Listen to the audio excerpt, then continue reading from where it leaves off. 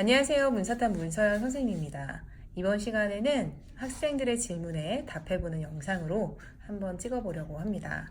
질문이 달렸어요. 2013학년도 수능 사회문화 19번 문제 중에서 이 갑의 상황 그리고 을의 상황은 왜 역할 갈등이 아닌가요? 라는 질문이었습니다.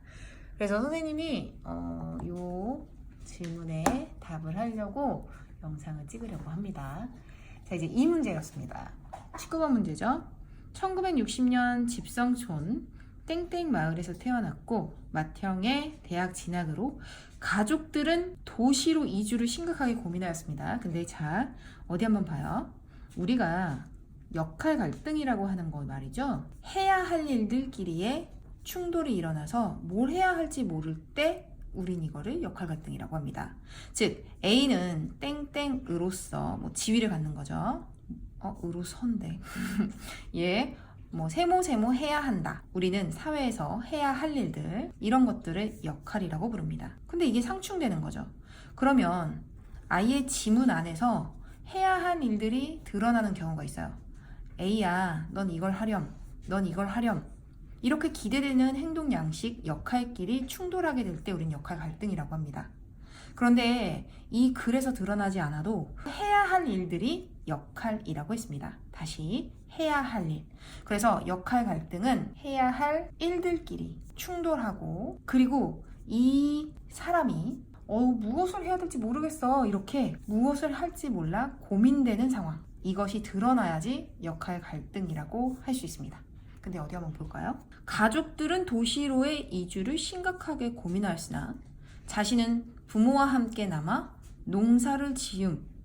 근데 가족들은 이주를 심각하게 고민한 것 자체도 실제로는 이 주인공 갑 자체가 엄청 고민했다? 이것도 드러나지 않는데 더한 거는 해야 할 일들끼리의 갈등이라고 말할 수 없어요.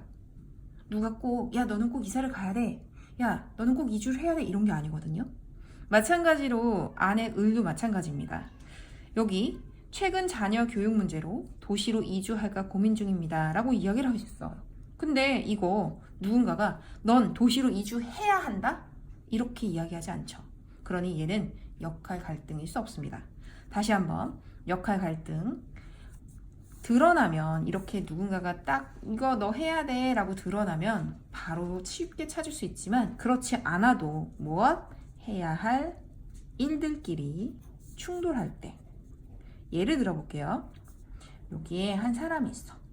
회사원입니다. 그리고 엄마이기도 합니다. 엄마니까 당연히 어떻게? 아이를 케어해야 합니다. 그지? 해야 한다. 그리고 회사원이기 때문에 일을 열심히 해야 한다. 그래서 어느 날 아이가 아파요.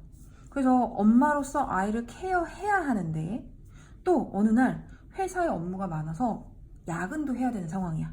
이 경우에는 역할 갈등이라고 할 수 있어요.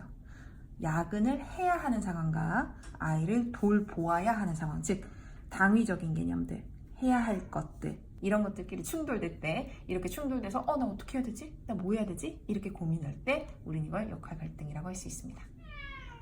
선생님 집에서 영상을 찍다 보니까 강아지랑 고양이가 계속 옆에서 울고 이러네요.